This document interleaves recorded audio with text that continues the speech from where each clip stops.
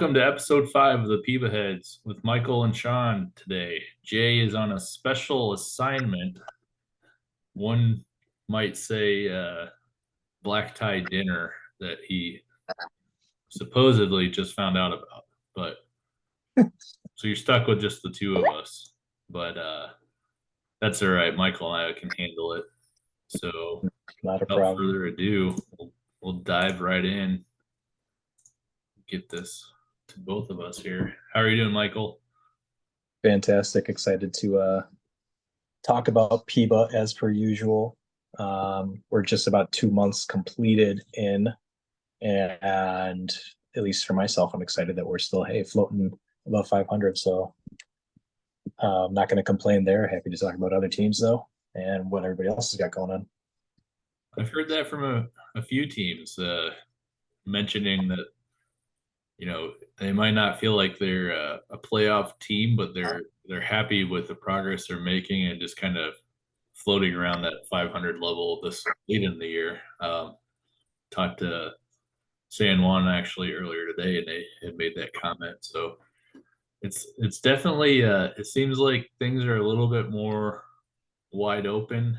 You still have your teams that are kind of there every year that seem like they are, but it's nice to see some new blood kind of in that, giving those teams some competition. Yeah, 2 months in, I think some of the teams that earlier looked like they might have been had some changes that they were struggling. I think it's kind of evened out. Speaking of, West Virginia back on top, fully expected that. Florida hasn't gone anywhere. Obviously, Scottish are currently on top. I think the SL's probably got more shakeup and changes than we were possibly expecting. Even in the famed Rising Sun, some teams continue to underperform there, and then but we'll get into all that. So, but yeah, no, it's exciting. Only 2 months in, and a lot of stuff going on. I mean, I think the biggest news today was learning that Greg's been having his team run by 4 little girls. So I don't know what that says about the rest of the Seaboard division, but I feel like he just takes his sim, imports, no one injured, exports, doesn't care. That's just how good, unfortunately, West Virginia is, how deep they are. So yeah, that's why I guess I'm happy to just be floating along there at 4 games over 500. I've got a brutal next sim coming up though against West Virginia and Manchester. So either I'm going to steady the ship and be where I am right now, or have the potential to move up or rocket all the way to the bottom. So we'll see. it's a good problem to have right now that you're still in the thick of things. So Yep. all right, let's get into our first topic, which today is early season award candidates. We're gonna kind of cover some of the top front runners for the Royal Raker, the Golden Arm, the Wunderkind, and the Shutdown Reliever Award. So without further ado, dive in there. I'm gonna share my screen so we can kind of go in through that way. Let's see.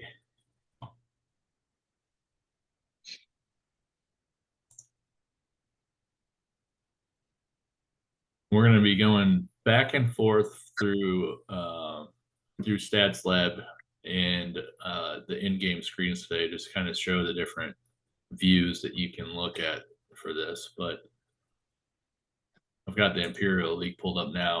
We're going to switch it up. We're going to go Sovereign League first because I feel like since we're both on the Imperial League side, we talk what we're comfortable with. So we'll make ourselves uncomfortable first. Not a problem. But right now we've got it sorted by Sovereign League. I got all the positions for batters included. And we're just going to dive right in and kind of dig deep for, I mean, the first area I always look at is war. I know other people frown upon that, but I don't think it's a tell-all, end-all, but I think it's a nice place to start. So player that stands out leading the Sovereign League is Jinsong Zambrano from the Ghosts. The Geekantor. Like the nickname. They always have some nice nicknames over in the Ghostland. But I mean, really, this guy has everything you want in a defensive shortstop, and then you add on top of it that he can hit and has power too. So um, doesn't surprise me that he's up near the top. He is the top, but he's definitely putting up huge numbers. Projected for 11.3 WAR right now with a 165 OPS plus. He's definitely a huge part of why the Ghosts are out in front of that division. Yeah, I think what's interesting with him is he came in and when he was 23, put up some big numbers, but he's been. I know that I think the following year when he was 24, so 2036 season, his WAR went down, but his average ticked up. More walks, more RBIs, more home runs, more hits. So he's been trending upwards every single year. I don't know if he's going to get all the way up to that 11.3. I think it for me that's always kind of still just the vetoes of the world and the Knops of the world. Those are kind of the big guys that you expect to somehow break over 10 WAR. But no, he's been trending up here every single year. I'd say he's probably kind of in his prime now. Premium position at shortstop, so he's getting some of those bonuses probably to his defense, which is pretty solid overall. Nice zone rating for himself, efficiency, low on errors, everything. So just a real complete player. I think I talked to Dan maybe 3 or so seasons ago trying to see if I can weasel the Gigantor away, and he did a smart job of not moving him as he's consistently grown. And I guess just to jump in, if we're kind of just looking at WAR, because like you, I start there and I try to branch out from there, but I do kind of start there as well. So maybe that's not going to make everyone the greatest or happiest that we kind of both align on that view, but happy to see someone from Crystal Lake there. The maybe not the name that people are hoping to see excelling, but Asami Sanu, another youngster who's put a couple years in already, but only 25 years old, and he's looking like similar to Gigantor there, where he's growing every single year. He's on pace for a 9 WAR. Looks like his home runs are down, but his batting average is up. His hits are expected to be up. His on base percentage is up. So just another exciting guy. I don't know if I would call him in the race necessarily for a Royal Raker. I think Zambrano's probably in that boat right now. Maybe even if Fernandez can continue and hit. It's kind of hard because if we're talking SL, I know maybe some of these guys aren't really performing at that level now, but last year's winner, Pablo Ortiz, I'm still expecting him to excel. By the end of the season, he should be up there as a premium hitter in the SL. He's not even, if you see, he's not even on the WAR list there. I'm looking at the home run list right now. Yeah, I was trying to go through like some of the predictions and that just what people thought would be the award winners, and it's funny because a lot of them are not even on the top 5 list right now. So Yep. Yep. Long way to go. And that's the one tricky thing about WAR is, how much is defense playing into Zambrano's numbers, but I mean he's doing so well overall. I don't think it's kind of really impacting him. But yeah, I mean you expect those guys. Ortiz, I know Pablo Garza's. I haven't checked how good of a season he's having. He's not even on the home run list, but he's another big hitter out of Okinawa. You got Kuyoma there. He's bound to hit 30, 40 home runs. Fernandez should hit 40 home runs. I mean, those aren't things to ignore right now, at least. It's not really impacting the WAR now, but by the end of the season, when everyone else kind of balances out, so the batting averages balance out. I think those are the numbers that are going to stick out more in the long run. just pull Pablo Ortiz up because he's a name that I'm seeing a lot of on here for prediction wise. Not having a bad year. It looks like he's right there. So Yeah, on still on pace for over 40 home runs. Probably will hit the RBI 100 plus. It's not slated to right now, but I don't see why that would change.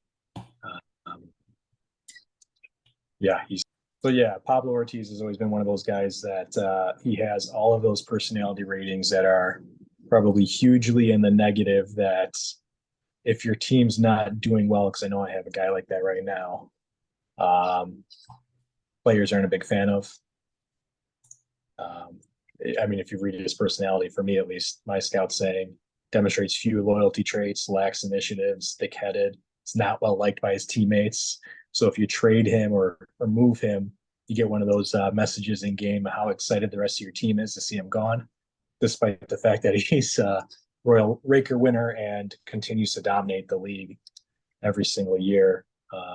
Probably gonna end his career as one of the best hitters in the league. and it's Um, really interesting too with his speed and stealing and base running all being 10. That he's 13-5 for stolen bases and caught stealing. So you'd expect that to go up, but obviously every team has their own strategy on and settings on that. So Yeah, and well, if he's mashing the ball so much, maybe he doesn't have to run as much. well, yeah, I mean, it kind of gets into that discussion we've had with Carl Burrow before, where it's like when he was hitting the ball out of the ballpark so much, you don't really have the opportunity to have too many stolen bases. Yep. Switch over to pitching while we're here. Uh, One guy that's really stood out for me is this Brian Clark from Aurora. Um, I normally the problem with that moving forward is going to be that he's hurt, but to start the year off and have 10 games with a 1.5 ERA and just totally dominating. Prior to that injury, looked like he was going to be the front runner for for the Golden Arm Award, but with him being injured, that kind of really opens things up here for that award. I mean, you'd start. It's kind of I don't know. People, this is where it kind of gets interesting with pitching because I don't really generally follow WAR for pitching because I think there's a lot of issues with it, but I think there's different opinions on it too. So Yeah, I agree with you. I obviously I pay attention to it to a bit. Like Jose Ojeda is still putting in or a solid season. Hasn't really gotten the wins and losses, so clearly the offense hasn't been helping as much when he's up to pitch. But 2.86 is nothing to laugh at. His walks are down, his strikes are up, his home runs are down, his whips down. I mean, by all accounts, he's overachieving, and he's another guy, 2 years in a row, golden arm, 24 years old. So 2.9 WAR. I'm still expecting big things from him this year. But yeah, to your point, like ERA, that's definitely a starting point. I look at like Madison's got some good pitching going. Yuma's up there with the Mangsoon um, pitching well for Yuma, despite Yuma obviously not being a super big contender or exciting team. At least they do have some pieces in place if they could obviously get some additional guys over there. They do have a couple arms over there that look really nice. Madison, I know I've cried before how much I'm hoping that they finally get in. Kim kind of leading the way from an ERA perspective, but there's obviously another couple arms on that team as well that are doing well. So I think it'll be a tight contention this year. I still expect Ojeda to run away with it. I mean, he's a 2 years in a row. I expect him to go three. I think this David Garcia is one that could throw a wrench into the trifecta, but yeah, Ojeda. I mean, if he gets on a hot streak and just holds, it's going to be hard to beat. But this Garcia guy, though, like you start digging in, he had a good year last year, and but what he's doing now, he's showing that he's going to be a problem for the teams on the Sovereign side.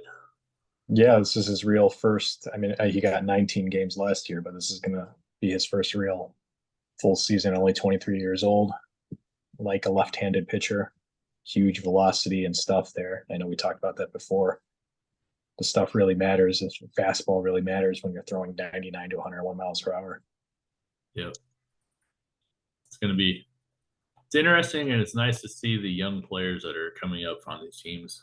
Um, it definitely gives hope to those organizations to kind of the changing of a guard, or just that they can contend with some of these long-standing dominant franchises. So it'll be Yep. interesting to see how that moves forward. Uh, we'll do rookie, the Wunderkind here, real Oh, quick. rookies. Um, we didn't do a separate Carl Burrow watch because we figured that he would be brought up in this standpoint, but this Dave Doherty from Duluth. If you haven't checked him out, do, because the guy has gotten a huge boost over the offseason in his overall ratings. He was a 4.76 before, jumped up to a 5.88. Your scout may see it a little differently, but what's interesting with him is he's come in, he's 25 years old, and he's just mashing the ball. And I know I've talked to Tim a couple times, and he really believes that this guy's going to be something he can build around for years to come. So uh, kind of looks like he's got the power. Not going to hurt you on defense, but definitely one that stands out. Not Burrow on this side. There's a couple others Yeah, that look pretty good too. it will be interesting to see if he can translate some of those AAA numbers. Um, he's on pace to get close in RBIs, somewhat close in home runs.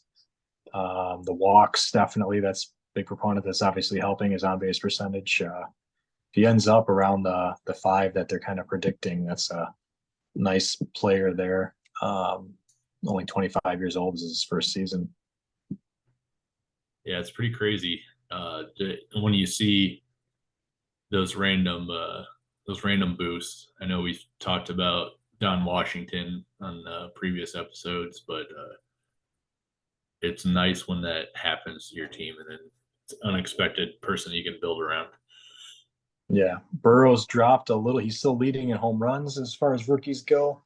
Um, his defense is still looking pretty damn solid. Would still like to see his stolen bases maybe a little bit higher, but his average is a bit down. So he's not looking as high right now, but that's okay. And I guess I'll take your Doherty and raise you another Doherty. How about William Doherty out of Tempe? Yeah, First base, first 22. baseman, 22. His ratings at least And I he's won't show Scottish. scouts showing, but the OSA, yeah, the OSA doesn't look terrible. My scout loves him even more. Um, but another guy that looks like just another all around hitter. If he can somehow get some of that magic he had in Double A, get those home run numbers up a bit more. Just another exciting player, but I guess maybe what his downfall is he's really predominantly a right-handed masher versus struggles a bit against the lefty pitching, but another exciting young name to keep an eye on as far as hitting. Well, let's switch over to pitching rookies real quick. A lot of times there's not that many of them, but there are a few that stand out so far. One being this Pedro Arriola. He's got a 1.5 WAR already. The ratings don't necessarily get me too excited, but he's performing well, and I think should at least be acknowledged that he's having a good start to the year. Yeah, the big thing for him is his home run per nine is low. His walks per nine are incredibly low. Um, yeah, so overall, not too shabby so far. Um, Probably a guy I would call out is Madison's Pedro Guzman. Um, Not over the top impressive just yet, but more of a reliever, but at 1.86 ERA, almost 12K per nine, and under one walk per nine is that's just a solid reliever to have there. I don't think he is in the closer spot for them, but a great arm coming out of the bullpen there. And that's something that I know I struggle with constantly, and I'm always flipping relievers left and right. So having a consistent arm in the bullpen definitely can't hurt. Yeah, I think that's a good future topic with a guy that looks like could be a pretty good starter as well, but it predominantly has been a reliever throughout his career in the minors, and now as a reliever at Madison. It's kind of like how you handle that and what leads you to make decisions like that. So relievers, I think, are sometimes overlooked. So it's definitely good to see that he's not only pitching well, but he's giving a little depth to that bullpen. A lot of these outings are 2 innings or more, so it's definitely helping Madison out there. Let's There's see, actually a lot of good rookies here too that yeah, we can go on for segment after segment or podcast after podcast for all of these guys. There's lots of good names here. I'm gonna say ratings wise, Dave Costello looks like he's gonna be pretty dang good. A little bit slow start to the year, but I'm expecting him to put up some good numbers here. Well, Yeah, it seems like for him, he gets a nice run of a couple good games, and then he's got that one terrible game. I mean, he gave up 8 runs against the Ghosts, another 5 runs against Reno. So he seems to constantly be trending good, and then he kind of has that one hiccup game. So with a nickname like the Kingmaker, I'm assuming Dylan has high hopes for him. He looks like you said, ratings wise, he looks like he's going to be good ground ball pitcher, power type. So can't complain. Kind of what you're seeing.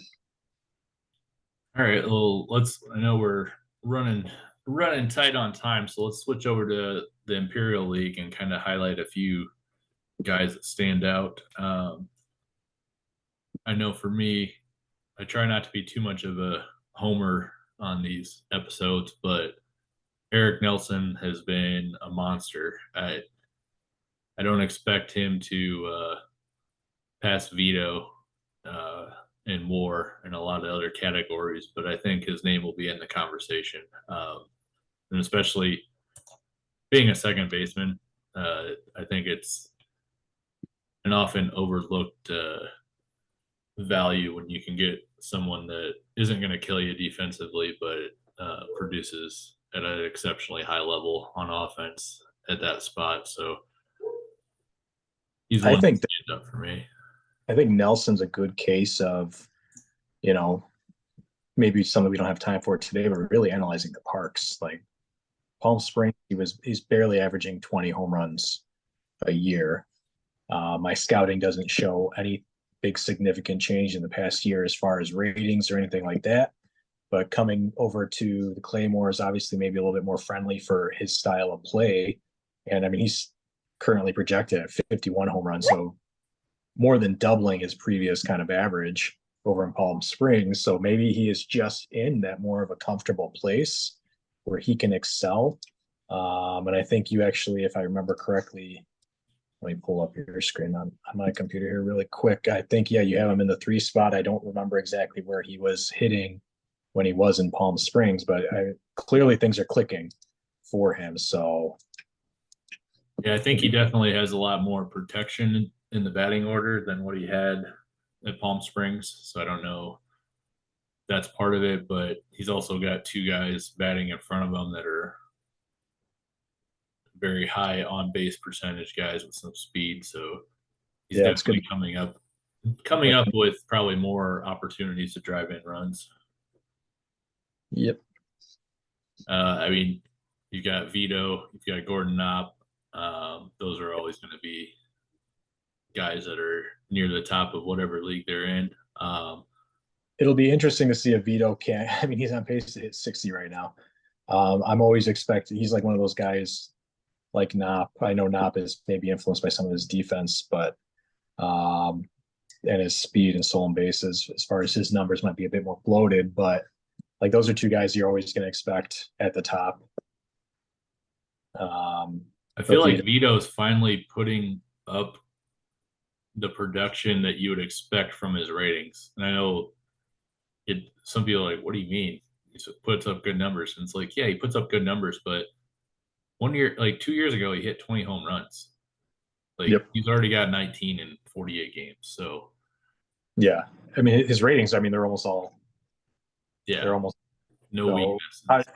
how do you not expect him to hit 80 home runs, 200 something RB?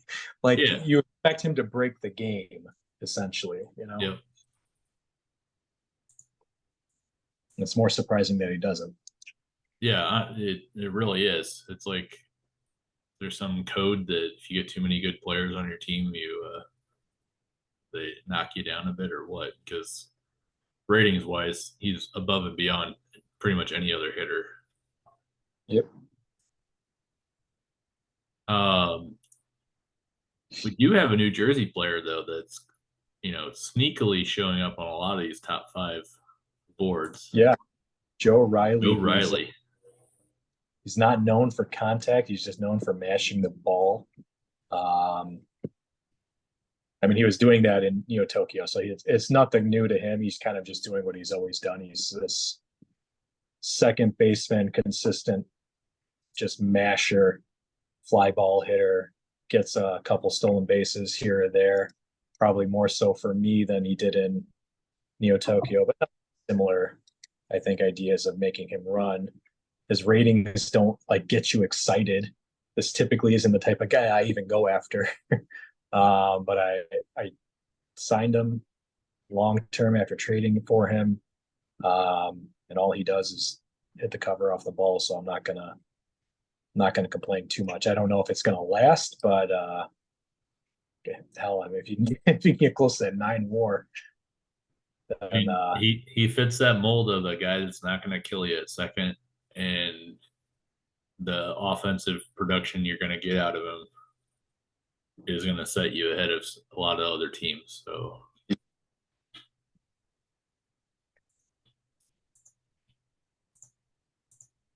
it's crazy. It's a guy. It's a unicorn at that position to be able to hit yeah. like that. Let's switch over to the pitching side. Um, got kind of a lot of guys all over the place. I mean, you've got kind of your expected players that are doing well, but not maybe not at the level that we expected, like a Goater. He's 4.3 ERA, but his WAR is pretty dang high. So you Yeah, kind of he's the numbers are there, maybe just some bad luck, but I think San Juan's getting huge production out of Rory Sutar. A lot of teams were looking at him in the offseason and just didn't quite pull the trigger before San Juan did, but he's looking to yeah, be a solid player. he was one of those guys, the compensation guys that probably people stayed away from initially. But yeah, he's excelling. Definitely a bright spot in San Juan. Agree with you on Goder. It's I'm sure he'll turn it around a bit. His strikes are up, but his walks are up as well. So that's kind of what's hurting him. Really, the walks is BABIP or whatever you want to call it is incredibly high right now. But kind of long term over the year, I expect him to turn it around. And then There's plenty of other guys like, what about in the Claymores, Carl Ford? I mean, relief pitcher. I know it might not be as big on relief, but 8 wins, Yeah, losses, 2.3, 2.03 ERA. he's he's deceptive because it's like, where do you count him as? Like, technically he's a reliever, but I use him as a follower. So I'll have an opener go 1 or 2 innings and then have Ford come in, and it really, I mean, it's night and day difference. I started kind of doing that last year a little bit, and I liked the results, and then it's further improved this year. So yeah, I mean, projected at 25 wins. Obviously, it's easier when you're coming in as a reliever to get a win than as a starter, but he's definitely performing pretty well to start I the mean, year. he's average starter innings pitched per game. So yeah, it's working out for you right now. So I wouldn't change it. Yeah, no, I mean, you got kind of the usual suspects showing up here when as you start going down. Uh, yeah, you're 3 from Florida that are in runs against per 9 WAR. Um, One guy that's probably overperforming but should get recognized is this Bill Knight from Manchester. Uh, doesn't look like he's going to be like an ace on a team, but he's had a great start to the year. He's 6-2 with a 1.7 ERA for 10 starts. You I don't never know know. if he, yeah, Is breakout 30 years old, former #1 overall pick. yeah, maybe He finally putting it together. yeah, a late renaissance. You never know. Ground ball pitcher. He's Yeah. got a mix, except for that change up there is a little weak, but I mean his Ks are up for nine a decent amount. His walks are down, his home runs are down. It might just finally all be clicking. Who knows? Well, let's quickly move over to the qualified rookies in the IL. There's a couple. There's one on your team that we can talk about. This Yochibe Miura. He's looks like he's producing well. Um, then you got Don Washington, obviously. Interesting thing about Mura is he was actually the MVP of the Winter League last year. Oh, Uh, nice. Not a big home run guy or anything, just an on base kind of hitter. So he obviously has some bloated numbers from when he was in the Winter League, but I needed a shortstop, and um, it's funny because he was the guy I was targeting after trading away Felton to uh, to get Washington. But yeah, he doesn't look ratings wise like anything flashy, but he's a defensive shortstop that at least is clearly probably some of his contact or something is hidden. It doesn't show him like anything special, but he's near 300, so I'm not going to complain there. But I guess if you want to talk to the IL version of Burrows, it's Washington. I know we brought him up before, and it was really one of those guys where the ratings boost from last year to this year. I mean, last year around this time, he was four contact, five potential kind of guy. Five contact, six power, nine potential, high potential, and now it's all of a sudden 7, 8, 10. So really kind of exploded out of nowhere and on pace for 30 home runs, batting almost 300, on pace for 50 stolen bases. He's definitely an on base guy, almost 400 there for on base. So I can't complain there.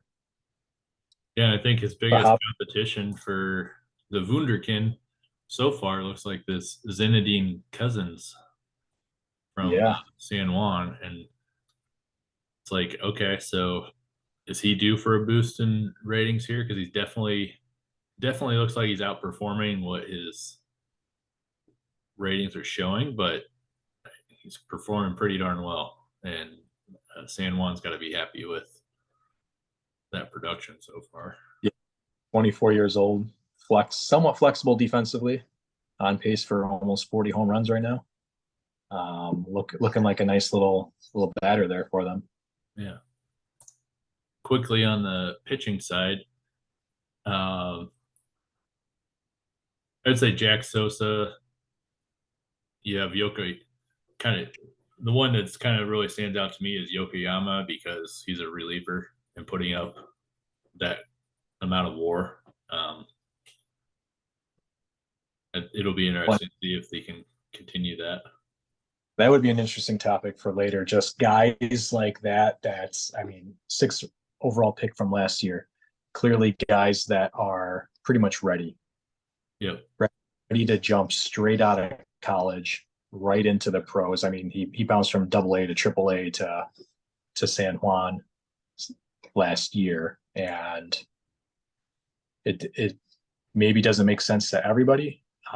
Maybe not everyone's going to be that risky, but I mean, a 0.86 ERA so far, almost 12.5K per nine. I mean, the guy's, yeah, he's looking like an elite reliever. Yep. And then, I mean, this Ding Bong Zoo from Charleston, finally getting an opportunity. He had looks like in 2038, he had a reign or a little run there for 8 starts where he dominated, and now he's getting a full season opportunity. I like to see when people bring up guys like this where they're close to being fully developed, but still have that little bit of a room for growth. So Yeah, he looks like he should be really good. Lots of good relievers on here. If we just kind of rapid fire, yeah, Must Abe in London, another reliever that looks like is just going to be a dominant force there. 0.82 ERA. Um, Even if you go down to Arwar, you got Baverstock in Arlington, 26 years old. Got a taste of the majors last year, but he's off to a pretty solid start in 17 games, a 0.00 ERA. Yeah, there's a lot of good relievers in this group, I think, for potential candidates for rookie of the year. It's always difficult to say that they would win it because you always get that batter, you know, like Don Washington or Cousins, kind of like we were talking about. You're yeah, gonna get one of those guys completely overperform, but there's a lot of good relieving rookies that have made like leaps and bounds at young ages to already produce for their teams. yeah. I think this one of these Banes is like a pitcher and a catcher. I can't remember if it's this guy or another one. Nope, he's just a pitcher. Maybe there's just multiple Banes. At least they got it right and put him as Scottish. I mean, all right, let's we got a few minutes left. Let's go kind of like a rapid fire of teams that you're one team that kind of you're how should I say this? That's kind of you're excited or has overperformed what your initial thoughts would have been on them heading into the season. The big one for me is if I'm going on the SL Tempe, I've been rooting for them. I know they had a bunch of former multiplayers from back in the day. I don't think they have so many of them now. I think some of them got traded away, but Tony Velasquez, the Alpha King, he's on that team. Third baseman. So I know that I'm excited to see them excelling right now because I think the majority of us in our early season predictions always thought it was going to be Aurora Reno kind of running away with it. We knew Tempe would be close, but I didn't think that they would potentially be at the top. And it's still a long season ahead of us, but excited to see them excel. As far as my team that I'm surprised is kind of underperforming, I would probably say, at least for right now, I'd have to go. I'd want to say Hartford, but I mean their batting. I always kind of expected them to let them down. And I guess just a quick note there. I mean their pitching is tops in almost all the categories. It's close to the top, while their batting is pretty much at the bottom. So kind of expected results there. So they're not my surprise. If if I had a surprise, it'd be Kentucky. But they seem this past sim to have turned it around, so we'll see if that continues. But I know there were some early season worries about Kentucky there as well with what they got going on. Yeah, it'll be interesting to see how that shapes out. I know Mike had made a comment about the IL needing to bring Florida back in, rein them in a little bit. And sorry, Mike, but that's all the Dixie. Like, blame that on the Dixie. Yeah, exactly. I think Three for three me, the and rebuilds. So right. I think for me, the team that stands out the most is Duluth. I thought that they would be competitive, and I know that Tim knows how to put together solid teams, but to be leading at this point in the season, that kind of stands out. Um, they've got an offense that is one of the best in their league. Their pitching is actually one of the best as well. So when it comes down to pitching more, so it it's not, when you look at the numbers, it makes sense, but I think it's going to be interesting to see how the rest of the season shakes off with them, because uh, they've gotten off to a hot start, so they can continue it. It should be interesting to kind of see how that goes and shake up that division. Um, I'm going to stay in the division for my disappointing team and go with Crystal Lake. I thought with the moves they made in the offseason that they would be taking a pretty big step forward and kind of battling Kalamazoo for that top spot. Um, and initially they were this season, but the last couple sims they got hammered. They played Duluth, they played Tempe, Toyoma, and Kalamazoo, all four teams that they're going to have to beat um, in the playoffs if they make it. So yeah, and four teams that have all been excelling. Tempe's playing better than we expected. Toyoma's looks like they've turned things around themselves, similar to Kentucky. They had a slow start, but they're turning things around. Kalamazoo, obviously, they're always going to fight in that kind of brutal Great Lakes where we like to say that no one's really above anybody else. So yeah, he has some stiff competition there. yeah, and it's definitely just it's one of those where it's just like, it's nice to see the Great Lakes like this, because I don't feel like I feel like every one of those teams is competitive. It's not like in previous years where you might have had one or two teams. They're all heading in the right direction, so it's going to be interesting to see how that shakes out, not just this year, but in the future seasons moving forward. Well, we've got a couple minutes left. You want to hit on any other topics, or are you good? Closing, I guess, closing. Closing thoughts?